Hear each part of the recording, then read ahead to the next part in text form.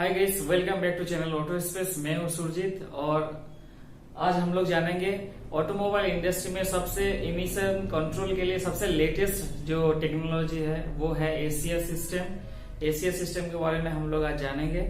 आप लोग सभी लोग जानते हैं जो इंजन में आफ्टर बर्निंग काफी सारे हार्मफुल गैस निकलते हैं। वो हार्मफुल गैस के अंदर ये होते हैं carbon monoxide, hydrocarbon, sulphur dioxide, NOx, nitrogen oxide. So ये हार्मफुल जो गैस है वो एनवायरमेंट और ह्यूमन बॉडी के लिए काफी नुकसान पहुंचाते हैं। तो उसको रोकने के लिए ये सब सिस्टम गाड़ी में इम्प्लीमेंट किया जा रहा है। उसका अंदर एक सबसे लेटेस्ट टेक्नोलॉजी जो है वो है एसीएस सिस्टम। तो आज हम लोग जानेंगे एसीएस सिस्टम में क्या काम होता है। एसीएस सिस्टम में बेसिकली ये होता है कि नॉक्स को रोकते हैं, नॉक्स को कंट्रोल करते हैं, क्योंकि one of the most harmful gases जो होता है वो है नॉक्स है। वो नॉक्स को रोकने के लिए पहले जो सिस्टम लगाया जाता था वो है आपको EGR system, exhaust gas recirculation जो सिस्टम है वो साथ में भी, क्योंकि एग्जॉस्ट गैस रिसर्कुलेशन जो सिस्टम है उसमें आपको मैक्सिमम 30% नॉक्स को कंट्रोल किया जाता है। तो वो बाकी जो 70% नॉक्स है वो भी कंट्रोल करने के लिए अभी जो मॉडर्न टेक्नोलॉजी है वो एसीआर सिस्टम है। वो एसीआर सिस्टम में पूरा 100% या मोस्ट एबवली 99% नॉक्स को कंट्रोल किया जा सकता है। तो फर्स्ट हम जान लेते हैं नॉक्स प्रोड्यूस कहां से होते हैं। नॉक्स प्रोड्यूस होते हैं क्योंकि आप लोग जानते हैं इंजन में जो बर्निंग होता है गैस, जो कंबशन चेम्बर में जो गैस बर्निंग होता है वो गैस के अंदर मैक्सिमम रहता है नाइट्रोजन और ऑक्सीजन। बेसिकली नाइट्रोजन रहता है 79%, ऑक्सीजन 21%। सो मैक्सिमम पार्ट रहता है नाइट्रोजन। सो नाइट्रोजन जब हाई टेम्परेचर में जब बर्निंग होता है तो नाइट्रोजन नॉक्स में बन जाता है, मतलब नॉक्स प्रोड्यूस करता है। तो वो नॉक्स प्रोड्यूस को रोकने के लिए ईजीआर सिस्टम लगाया जाता था, पर अभी ईजीआर सिस्टम से लगाने के बाद भी और एडवांस सिस्टम है वो है एसीएस सिस्टम। एसीएस सिस्टम पूरा इलेक्ट्रॉनिक सिस्टम है, इसमें मैनुअली कुछ काम नहीं कर सकते। जो भी होगा वो पूरा इलेक्ट्रॉनिक कंट्रोल ही होगा। जितना नॉक्स निकल रहे हैं उसको कंट्रोल के लिए कितना काम करना है, कितना कैसे काम करना है, तो सब सारे चीज इलेक्ट्रिकली कंट्रोल होते हैं। सो चलिए देख लेते हैं नॉक्स एसीएस सिस्टम कैसे काम करता है या इससे कंस्ट्रक्शन क्या है। एसीएस सिस्टम बेसिकली आप लोग जानते हैं डीजल ऑक्सीडेशन फिल्टर जो है कैटलिस्ट है, उसी टाइप का एक आपको रिएक्टर चेम्बर रहता है। वो रिएक्टर चेम्बर का जो इन पोर्शन है ये है इन पोर्शन जो इंजन से स्मोक आता है, और ये है रिएक्टर चेम्बर का आउट पोर्शन। रिएक्टर चेम्बर में बेसिकली आप सेंसर्स देखेंगे।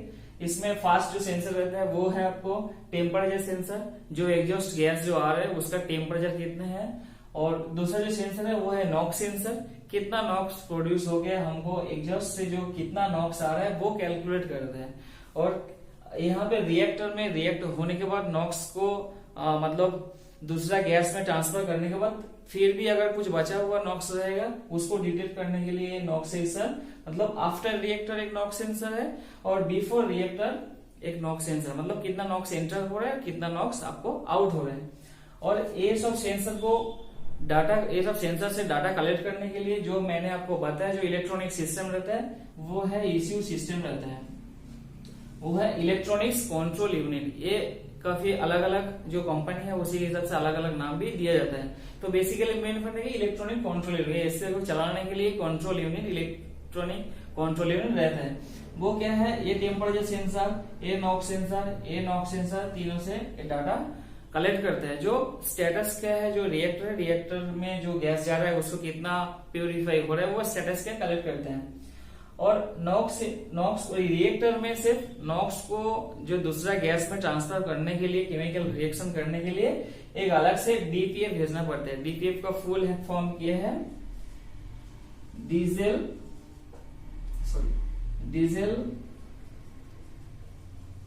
Exhaust fluid. डीपीएफ है diesel exhaust fluid. Diesel exhaust fluid क्या होता है, डीजल एग्जॉस्ट फ्लूइड ये होता है कि एक डिस्टिल वाटर रहता है और जो यूरिया, हम ऑटोमोटिव के लिए जो यूरिया यूज करते हैं, यूरिया और डिस्टिल वाटर का एक मिक्स रहता है लिक्विड, वो डीपीएफ बोला जाता है। ये डीपीएफ टैंक में डीपीएफ जैसा डीजल टैंक में डीजल स्टोर करते हैं हम लोग, डीपीएफ टैंक में भी डीपीएफ हमको स्टोर करना पड़ता है। या कोई कंपनी का अलग से नाम, इसको एडब्लू भी बोला जाता है, एडब्लू या डीपीएफ, जो भी अलग अलग कंपनी का अलग अलग नाम है। तो ये डीपीएफ जो टैंक है, ये डीपीएफ टैंक में एक्चुएटर है, ECU जैसा सारे चीज कमेंट ले लिया, फिर डीपीएफ टैंक को बताएगा जो आपको कितना डीपीएफ ये जो रिएक्टर है, रिएक्टर के अंदर इंजेक्ट करना है। तो पहले जान लेते हैं कि सिलेक्टिव कैथलिटिक रिडक्शन। सिलेक्टिव का मतलब क्या है? सिलेक्टिव का मतलब ये है कि पार्टिकुलर सिलेक्ट मतलब नॉक्स को पार्टिकुलर नॉक्स को वो रिएक्टर के अंदर उसको दूसरा गैस में ट्रांसफर किया जाता है, मतलब नॉक्स को कंट्रोल करने के लिए ये सिस्टम लगाया जाता है। और रिडक्शन क्या होता है? रिडक्शन ये होता है जो हम जो डीईएफ डाल रहे हैं, डीडाइस जो अमोनिया है वो ऑक्सीजन अमोनिया क्या करता है? नॉक्स को कंट्रोल करता है, नॉक्स को दूसरा गैस में ट्रांसफर करते हैं। जैसा नाइट्रोजन हो गया, पानी हो गया, और लिटिल बिट आपको थोड़ा बहुत कार्बन डाइऑक्साइड भी प्रोड्यूस करते हैं, नॉक्स को तोड़ के ये सब गैस में ट्रांसफर करते हैं, जो हमारा एनवायरमेंट के लिए भी फ्रेंडली है और उतना हार्मफुल नहीं है जितना नॉक्स है। सो ये है सिलेक्टिव कैथलिटिक रिडक्शन। तो अब देखते हैं गाड़ी में कैसे काम करते हैं सिलेक्टिव कैथलिटिक रिडक्शन। सो जैसा इंजन स्टार्ट हुआ और वार्निंग होने के बाद जैसा एग्जॉस्ट गैस आ रहा है, एग्जॉस्ट गैस जैसा यहाँ पे इन हो रहा है एग्जॉस्ट गैस, तो इन होने के बाद फर्स्ट जो सेंसर है टेम्परेचर सेंसर वो सेंस कर लेता है जो एग्जॉस्ट गैस का टेम्परेचर कितना है। फिर जो नेक्स्ट सेंसर है वो नॉक्स सेंसर, वो नॉक्स कितना है वो सेंस करके आपको इश्यू को कमेंट देते रहते हैं। सो वो टेम्परेचर और नॉक्स के हिसाब से वो इश्यू सिलेक्ट करता है। जो ये जो डीपीएफ के पास जो एक्चुएटर बैठा हुआ है, एक्चुएटर डीपीएफ को सिग्नल देता है। जैसा डीपीएफ को सिग्नल दिया, ये डीपीएफ क्या करेगा? डीपीएफ को मतलब आगे तरफ ये रिएक्टर के अंदर भेजेगा। रिएक्टर के अंदर कैसे भेजेगा? Through pipeline. यहाँ पे आप देख रहे हैं एक इंजेक्टर भी फिट हुआ है, इंजेक्टर भी फिट है यहाँ पे। सो क्या है आपका जो डीपीएफ यहाँ पे इंजेक्ट जाएगा जो रिएक्टर के अंदर, वो बिल्कुल इंजेक्ट होके जाएगा। इंजेक्ट होके जैसे एग्जॉस्ट गैस के साथ मिक्स हो गया, मिक्स होने के बाद जैसे रिएक्टर के अंदर वो एंटर हो जाएगा। रिएक्टर के अंदर एंटर होने के बाद यहाँ पे आपको एमोनिया और नॉक्स दोनों केमिकल रिएक्शन होगा। केमिकल रिएक्शन होने के बाद नाइट्रोजन प्रोड्यूस होगा, पानी प्रोड्यूस होगा, पानी का वेपर प्रोड्यूस होगा, और उसके बाद little bit carbon dioxide produce होगा। कार्बन डाइऑक्साइड प्रोड्यूस होने के बाद ये सब रिएक्शन होने के बाद जैसा वो बाहर एंटर करेगा, बाहर एंटर करने के समय वहां पे भी मतलब रिपीटली एक नॉक्स सेंसर बैठा हुआ है। वो नॉक्स सेंसर फिर उसको डिटेक्ट कर रहे हैं जो ये जो रिएक्शन होने के बाद ये सेंसर का मतलब ये जो गैस निकल रहे हैं बाहर, वो गैस के अंदर कितना आपको नॉक्स है बचा हुआ है कि और पूरा नॉक्स कंट्रोल हो गया, तो वो सिग्नल फिर इसको इसी को कमांड देते रहेगा। तो उसी हिसाब से अगर कुछ नॉक्स बचा हुआ है तो वो क्या डीप एक्चुएटर को क्या कमांड देगा जो और थोड़ा ज्यादा अमोनिया वो रिएक्टर के अंदर डाला जाए। तो ये पूरा जो सिस्टम कंट्रोल होता है वो थ्रू इश्यू होता है। इसमें मैनुअल या मैकेनिकल कोई मतलब हम मैनुअल या मैकेनिकली एक ऑपरेट नहीं कर सकते। ये सारे सिस्टम कंट्रोल होगा थ्रू इश्यू। जितना नॉक्स जाएगा, जितना टेम्परेचर प्रोड्यूस होगा, उसी हिसाब से वो कितना डीप को यहाँ पे रिएक्टर में भेजेगा, और सारे कुछ कंट्रोल होगा इश्यू के द्वारा। तो ये है आपको सिलेक्टिव कैथलिटिक रिडक्शन। इसमें मैक्सिमम आपको 95 से लेके 100% नॉक्स को ये कंट्रोल करता है एटमॉस्फेयर में जाने से। सो अलग अलग कंपनी का अलग अलग प्रोसीड्यूर रहता है, और बेसिकली कंस्ट्रक्शन या काम सेम है, पर ये जो 95 या 100% वो अलग अलग कंपनी का रिक्वायरमेंट के हिसाब से, किसी का 97%, किसी का 98%, किसी का 100%, वो अलग अलग वेरी डिपेंड करते हैं। और ये जो डी है या एडब्लू जो है ये पीरियडिकली आपको टैंक में फिल करना पड़ता है। जैसे हम डीजल टैंक में डीजल डालते हैं वैसे डीप डालना पड़ता है। सो एक बात और है, ये सिलेक्टिव कैथलिटिक रिडक्शन सिस्टम में अगर हमारा टैंक में एडब्लू या डीएफ डीएल आपको एग्जॉस्ट फ्लूइड कम हो गया या एम्प्टी हो गया चलते चलते, तो क्या होगा?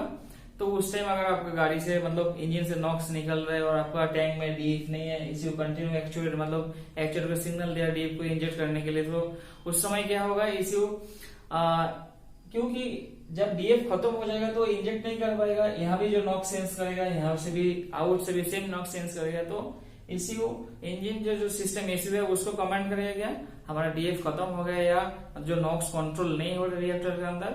सो इंजन इश्यू क्या करेगा, उसको इंजन को आपको लिम्फ मोड में ट्रांसफर कर देगा। लिम्फ मोड ये होता है कि पर्टिकुलर एक 1500 आरपीएम या 1200 आरपीएम या 1000 आरपीएम अलग अलग कंपनी के जो लिम्फ मोड सिस्टम है वो लिम्फ मोड में इंजन को डाल देगा। सो उसमें क्या होगा, आप जितना भी एक्स्ट्रा दबाने की कोशिश करो 1100 या 1000 आरपीएम जो सेट किया हुआ है लिम्फ मोड के लिए, उससे ज्यादा वो बढ़ेगा नहीं या स्पीड आपको ऑटोमेटिक रिड्यूस हो जाएगा। जैसा आप डी फिल करेंगे टैंक में, सो आप रिपीट ऑटोमेटिकली वो फिर पहले कंडीशन में आ जाएगा। मैं उम्मीद करता हूँ ये वीडियो आपको काफी सारी जानकारी दिया है, और मेरे को भी बहुत इंटरेस्ट मिला है वीडियो बनाने को। अच्छा वीडियो के लिए बने रहिए हमारे साथ, और चैनल को सब्सक्राइब करें और बेल आइकन को दबा दीजिए। Thank you.